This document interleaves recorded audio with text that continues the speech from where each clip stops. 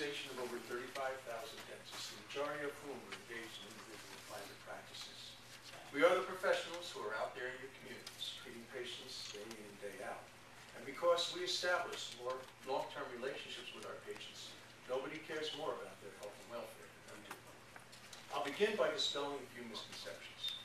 First, the vast majority of dentists in private practice, myself included, are placing two-colored composites as their primary restorative material of choice. Many do place amalgams under certain circumstances. Second, the overwhelming majority of dentists in private practice limit treatment on pregnant women to emergency or preventive services only. So for the most part, we're not placing amalgam or composites in these individuals. And in my office, I do not do any restorative work on a pregnant woman if it can wait until the end of the pregnancy. And third, the vast majority of dentists in private practice place two-colored composites and or glass ionomers in children's teeth, stainless steel crowns if it's a large restoration. So these exaggerated accounts of dentists forcing amalgam into the mouths of pregnant women and children are inflammatory, breed mistrust, and have no basis in fact, at least not in a private practice setting. So when do dentists place amalgams? Let me give you an example. I recently had a patient return to my office after a prolonged absence. John was a man in his mid-60s, had been a patient of mine for a while. And when I asked him why he'd been away, he said he had lost his job and his wife was suffering from inoperable cancer. Unfortunately, because of this absence, he had two molars which were badly broken down well below the gum line and needed two full crowns.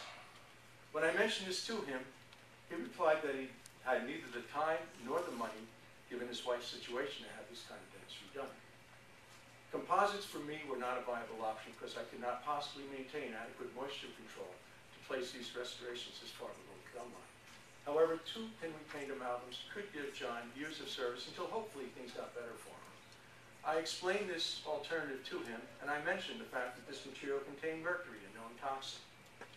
And he responded similar to the way most patients of his age do when presented with this information. He said, and I quote, "Well, Doc, I've had a mouthful of these things for many years, and I've never had a problem with them." In the end, I was able to restore full form and function using two amalgams in one visit at a fraction of the cost of two crowns. John was ecstatic and couldn't thank me enough. Had I informed him that his choices were limited to two crowns or two extractions because big government removed amalgam as a viable option, he'd have been pretty upset, and I wouldn't blame him. Understand, no patient should have any restoration placed in their mouth without their or their parents' full informed consent. Any decision to place any material in any patient's mouth must be made at the local level by an educated, well-informed patient after prudent and open discussion with their treating dentist. Doctor, you have 1 minute. Thank you. I urge this panel not to interfere with this relationship.